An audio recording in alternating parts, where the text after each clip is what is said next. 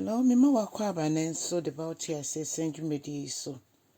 Onyankopɔn hyira no nya kɛseɛ no nkyɛ wahye mu. Megye di sɛ wo ho ɛyɛ wɔ Awurade mu.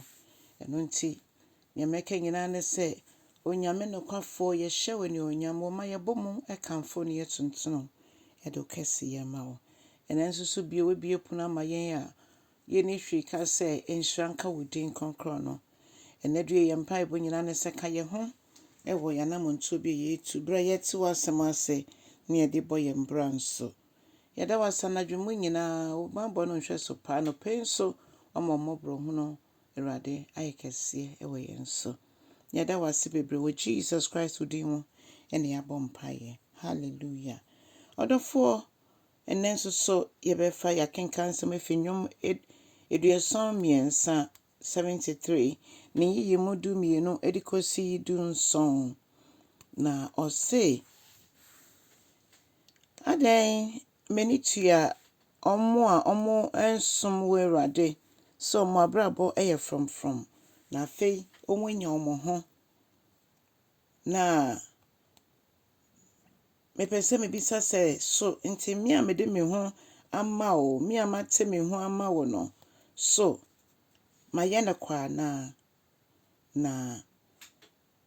me a meyi me ho ahoro me nsa efi bɔne so mu mmom ɛna da nyinaa nsɔhwɛ ɛba me so na menya nka anim anɔpa biara wei yɛ nea ɔtwerɛ nnwom no Asaf ɛna ɛtwerɛeɛ na Asaf bisa saa nsɛm yi ɛsiane sɛ megye di sɛ no ɔɔfa yaw bi mu na saa na megye di sɛ yɛkɔ so saa na ɛkɔ so wɔ yɛn agyidifoɔ yɛn abrabɔ mu abebree na ɔmo adwene ɔmo sɛ adɛn nti na nea ɔnnim Awurade a obi potumi ka sɛ meba Awurade mu deɛ menni hwee ɛberɛ a mewɔ wiase no ɛte saa ɛfiri sɛ wiase ne mu kwan no anaasɛ kwan a yɛde nante wɔ wiase mu ɛyɛ kwan a ɛmu so kɛseɛ paa ne obiara pɛ sɛ ɔyɛ bi otumi yɛ wɔ mu sɛ ɔkɔgye sikaduro sɛ ɔde ne ti nante sɛ ɔboro sɛ ɔhye drugs nea ɔyɛ biara no obiara ntumi mbisa ne hwee na mmom wobɛyɛ ogyidini a wakwan nyinaa wohwɛ sɛ ɛbɛhyɛ Kristo anuonyam nti kwan a nipa no fa so ɔde nya ne ho no deɛ yɛn agyidifoɔ bi a yɛntumi mfa saa kwan no so ɛna bi wɔ hɔ nso a Onyankopɔn ankasa onim ho bi sɛ sɛdeɛ ɛbɛyɛ a mebɛbɛtumi agyina no wɔnyɛ fi adom baako mu akɔ foforɔ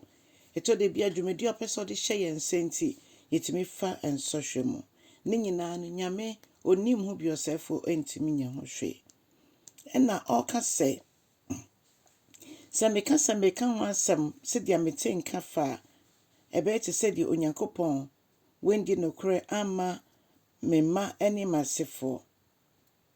na medwendwen wei nyinaa ho a na ɛyɛ me ya Kristo som abrabɔ no ɛnna fam saa nanso yɛwɔ ɔkomafo bi a ɔkoma yɛn yɛwɔ kamafo bi a ɔkama yɛn ɛtwa sɛ ɛkɔ ne ba na ɛka yɛn sɛ yɛgyina akɔnɔ na mmom no ɛkɔ ne ba a ne kɛseɛ te sɛ nkora na yɛwɔ nea a ɔkasa a adeɛ nyinaa yɛ din na Onyankopɔn kasa ɛma nneɛma nyinaa yɛ din ɛwɔ yɛ abrabɔ mu ɛno nti ɛna ɔsɛefoɔ no rentumi ntwa yɛn ntwene wɔ berɛ a Nyame maa ne ho kwan hallelujah na saa na sɛdeɛ ɔnwomtoni ka so saa na madwene yɛ me saa na agyidifoɔ bebree nso adwene ɛyɛ yɛn na mmom ɛkɔsi sɛ ɔtee Onyankopɔn ase kɔsi sɛ mekɔ Onyankopɔn hintabea anaasɛ Onyankopɔn efie no ansa na mɛte aseɛ na mehu ɔbɔnefoɔ na ketua ɔdɔfoɔ ɛma ne nhaw sɛ ɔbɔnefoɔ anaasɛ nea ɔnsom Awurade ɛyɛ frɔmfrɔm Yesu frɛ Nyankopɔn abere biara otie yɛn ne ɔno no yɛ great provider sɛ ayaresa na wohwehwɛ fi ne nkyɛn a ɔbɛsa wo yareɛ ɔbɛ provide ɔno ɔbɔ yɛn ho ban ɔno ɛna ɔwɔ in control ɛwɔ yɛ abrabɔ ɛso ɛno nti ɛmfa wo ho ntoto wiase ni daabi fa wo ho toto Kristo Yesu mu David ma yɛte aseɛ sɛ fi sɛ n'ani fii yɛ ampa Fisa me ne wo ye ni fiye yen fa ye chance enkonkosresra de. Ekyir so se de na onyankopon obe provide. Obe provide. Ni nyane se ye beji na edi. Ni hu ne so ye nyame a ono oye japa ohwe ne ma. Ye ka se je bi hwe ne ma ono no ye nyankopon a we provide bibia e de amaye. Onyankopon hira obi o ya pa ba